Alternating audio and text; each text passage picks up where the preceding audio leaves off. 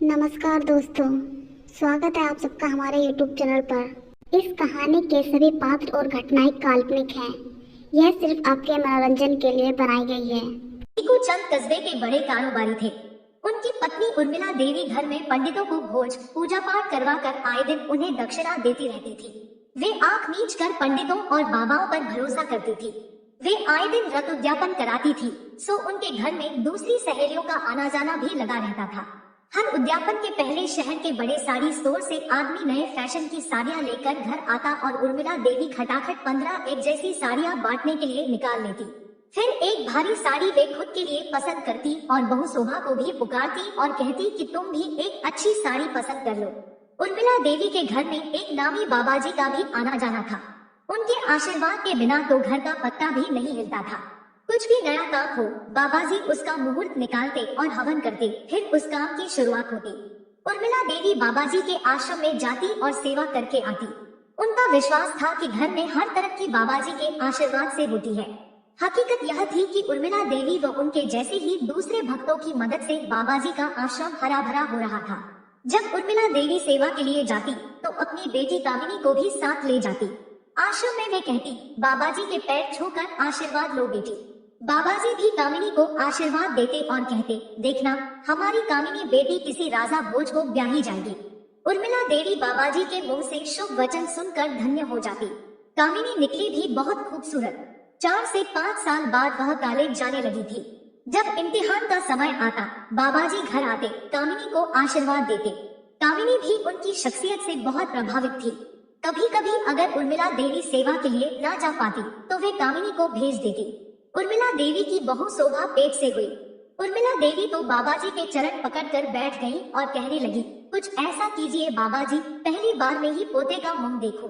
पोता होते ही आपके पूरे आश्रम में एसी लगवाऊंगी। बाबाजी ने बहू को पुकारा, बेटी शोभा जरा इधर आओ तो। शोभा वहां आई। बाबाजी ने कुछ मंत्र गुदगुदाया और बहू को आशीर्वाद दिया।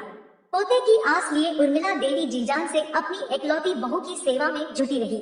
सुबह उठते ही मक्खन मिश्री मिलाकर बहू को दे देती और आंखें मटका कर कहती, रोज खाया करो, मक्खन सा गोरा बेटा पैदा होगा। एक दिन उर्मिला देवी ने कामिनी से कहा, बेटी आज बाबाजी के आश्रम में तुम चली जाओ, मुझे कुछ काम है। और देखो रसोई में सूखे मेवे रखे हैं, उन्हें ले जाना नहीं भूलना। बाबाजी के आशीर्वाद से पोता ही होगा, देख लेना तुम लोग। कामिनी भी माँ के कहे मुताबिक बाबाजी की सेवा में जुटी रहती थी। बहू शोभा के दिन चढ़ रहे थे और उर्मिला देवी की चिंता बढ़ती जा रही थी। उधर कामिनी पर बाबाजी की सेवा का काम बढ़ता जा रहा था। वह आश्रम में जाकर बाबाजी का बिस्तर लगाती, उनकी खड़ाऊ जगह पर रखती, उनकी किताबें जमाती। यह सब करके वह अपने आप को धन्य समझती। कामिनी सारी सारी रात बाबाजी के आश्रम में बिताती। उर्मिला देवी कुछ पूछती तो वह कहती, माँ आज आश्रम में अखंड मंत्र जाप था, सो उठकर बीच में नहीं आ सकती थी। वह अंधेरे बाबाजी को हवन करना था, इसलिए उसकी तैयारी कर रही थी और देर हुई तो वहीं सो गई। उर्मिला देवी भी चेहरे पर शांत भाव लाते हुए कहती, हाँ बेटी अच्छा ही है। हमारे घर में जो अच्छी आमदनी हो रही है न सब बाबाजी की कृपा से ही है। अब बस इसे संभालने वाला एक वारिस और आ जाए तो मैं बद्री नारायण के दर्शन कराऊं।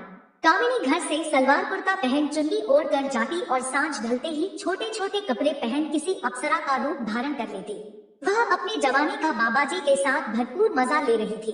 अंधा क्या चाहे दो आंखें। सो बाबाजी दिन में घर से लाए मेवों का भोग लगाते और रात में कामिनी का। कभी कभी उर्मिला देवी कहती, बेटी कामिनी तुम बहुत आश्रम में बहुत रहने लगी हो, अपनी पढ़ाई पर भी जरा ध्यान दो। कामिनी कहती, माँ आप चिंता न कीजिए, मैं खुद ध्यान दे रही हूँ अपनी पढ़ाई पर। इधर बाबाजी जब कभी घर आते तो उर्मिला देवी से कहते, कामिनी बेटी पर यह साल भारी है, थोड़ा आश्रम में मंत्र जपेगी और हवन करेगी तो दोष मुक्त होगी। कामिनी तो बाबाजी से इतनी सम्मोहित हो चुकी थी कि घर में कुछ न बताती। जो चल रहा था उसमें वह बहुत खुश थी। कभी कभी कामिनी की सहेलियां उसे पार्टी के लिए बुलाती तो कामिनी बाबाजी से कहती, बाबाजी आज रात को मैं न आ सकूंगी।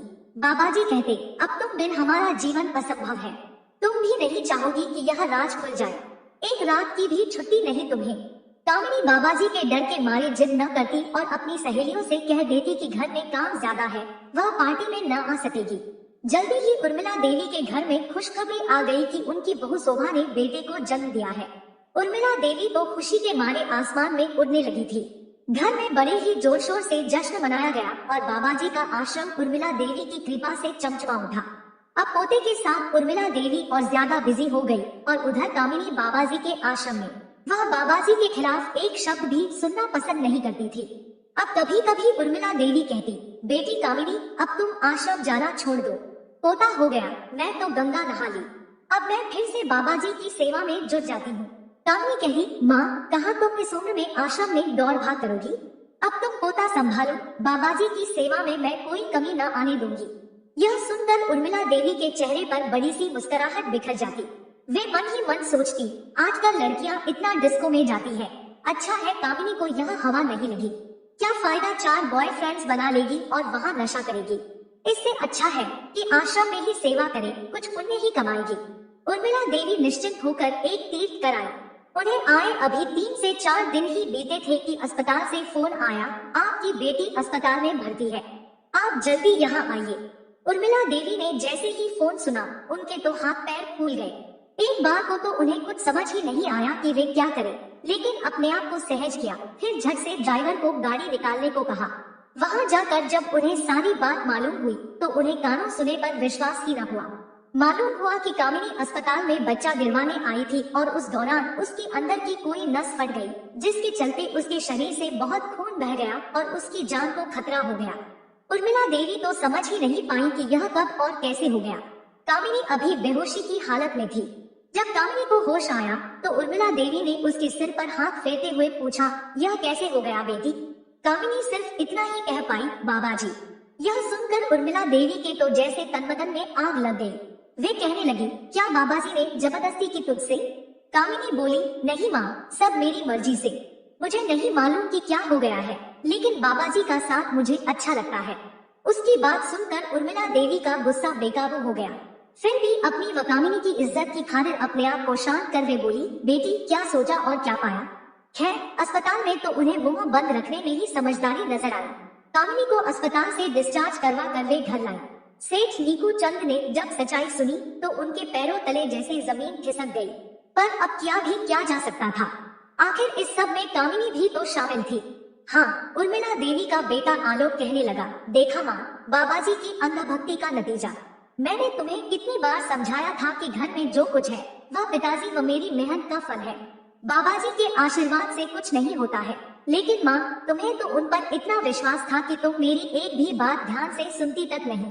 भाई भाभी उर्मिला देवी व नीकू चंद ने मिलकर कामिनी को बड़े प्यार से समझाया ताकि वह बाबा जी के सम्मोहन से बाहर निकल सके। फिर उर्मिला देवी का बेटा आलोक व बहू शोभा कामिनी को एक काउंसलर के पास ले गए ताकि वह उसे समझा बुझाकर उसके बीते कर से छुटकारा दिला सके। कुछ महीने के लिए उर्मिला देवी उसे अपनी बहन के घर ले गई। कुछ समय में कामिनी फिर से सामान्य हो गई थी। अब उर्मिला देवी समझ गई थी कि बाबाजी ने उसकी अंधभक्ति का इस्तेमाल किया और उसके विश्वास का फायदा उठाकर उसी की बेटी का सम्मोहन कर लिया था। लेकिन अब उर्मिला देवी ने बाबाजी के लिए अपने घर के दरवाजे हमेशा के लिए बंद कर दिए थे।